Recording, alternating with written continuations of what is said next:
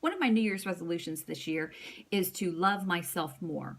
And in order to do that, I'm going to have to be really, really vulnerable right now. And I don't like to be vulnerable, and I don't think I'm alone in that. I don't think most people like to be vulnerable. But I'm willing to be really, really vulnerable right now in my quest to love myself more. So I'm going to tell you a story about some things that have happened to me and how I've been dealing with them and some emotions that have come out of that. My daughter is 13 years old.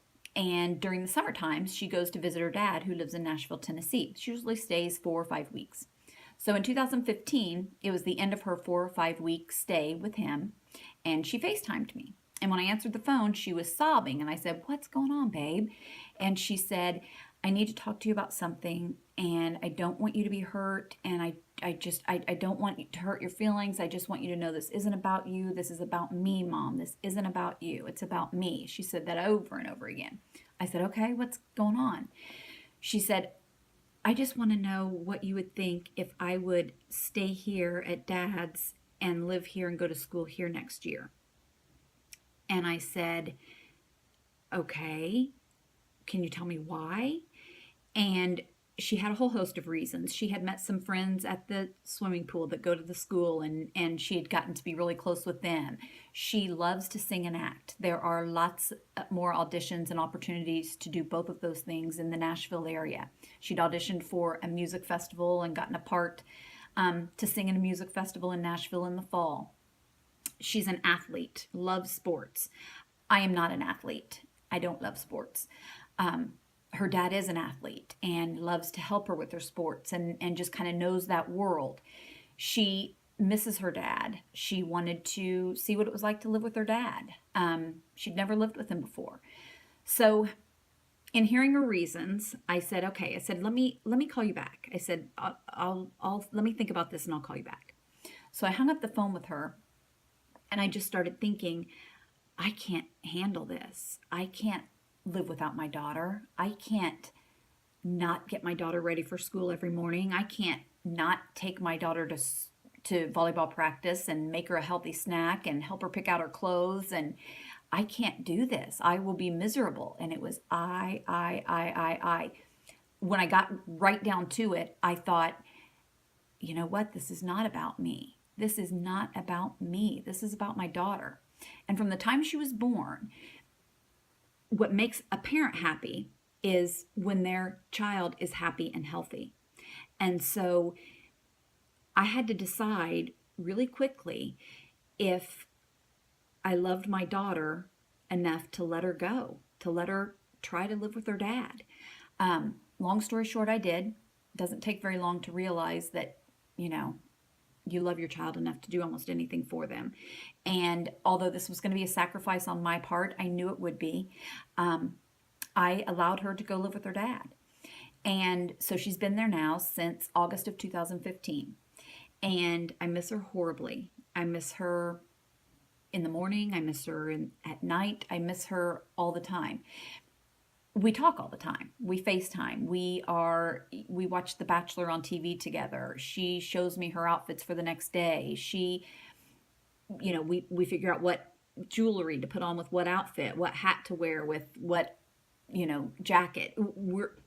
That relationship is still very, very much intact, and we are as close, if not closer, than we were before. So that's all good. What I have found is, though, over the last year and a half since she left, is that I have an enormous amount of shame because of it.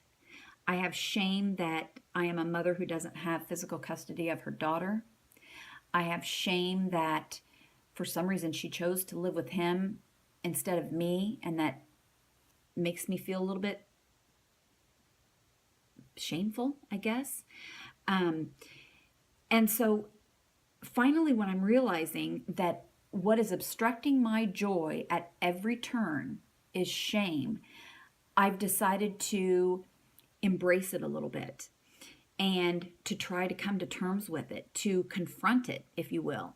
I was watching a TED talk by Dr. Brene Brown, and she gave an example of if you put shame in a petri dish and you douse it with secrecy and judgment and silence, it's going to grow exponentially. If you put shame in a petri dish and you douse it with empathy and with kindness and with openness, it can't grow anymore. You've stopped the growth of that shame. And so I decided to be open about it. And that's kind of what I'm doing today. I want to be open about my shame. I want to talk about it. I want to embrace it. I have started to show myself a little bit more empathy for it. And by that, I mean, when I feel guilty and shameful that I'm having a conversation with someone about our children and they say to me, "So what school does she go to?" And I have to say, "Well, she lives with her dad in Tennessee." I can't begin to tell you the looks and expressions people get on their face when I tell them that I don't have custody of my child and that she lives with her dad 5 hours away. It is, if I had started to push a little bit of the shame away by seeing the facial expression on people's faces when I tell them that I don't have custody of my child, it brings every ounce of shame and more so back on me. And so what I've tried to do is I've tried to embrace this shame and find out why I feel it. What is it telling me? Where is it? What is going on in my mind that is causing me to feel so much pain? And I invited it in. I invited shame in, and I just had a conversation with it. And what I learned from that is what shame is telling me is that I am inadequate. I am a bad mom. I made a bad choice, and that I did something wrong. And so when I look at what shame is telling me, and then I look at my reality, they're two different stories. Because my reality is telling me that I'm a very adequate mom. I know I'm an adequate mom. I'm a good mom. My daughter tells me I'm a good mom. My friends tell me I'm a good mom. I don't get it. The only thing telling me I'm a bad mom is shame and my thoughts. I know that I didn't make a bad choice because my child is happy and she's healthy. And so from a parent standpoint, how can you think you're doing a bad job if you made a choice that led to your child being happy and healthy? And so what I've learned from bringing that emotion in and talking to it and understanding what it's doing to my mind, I've learned that I don't have to sit with it anymore. I am not the shame. The shame is a thought.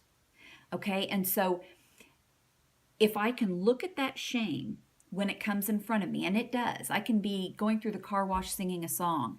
I can be playing a game with my friends. I can be watching a movie. Almost every time that happens over the past year and a half, I instantly feel guilt and shame because I'm happy and I'm laughing and I'm having fun. And how can I be happy and laugh and have fun when I don't have custody of my child? When I am not with my child all of the time? How can I feel happy if I'm not with my child? And so I've had to start really noticing when that obstruction of shame comes in to my joyful times. And what I've learned is if I can, when I feel it coming on, when I instantly feel that you can't be happy, I just say, there it is. There's the shame. I see her. I acknowledge the shame. I say, there she is. She's walking by waving at me. I wave back at the shame. I know that it's a thought now. It is not me. It is a thought that is going through my head, and I don't give it much time anymore, to be honest. I look at it and I say, there she is. Hi, shame. Move about.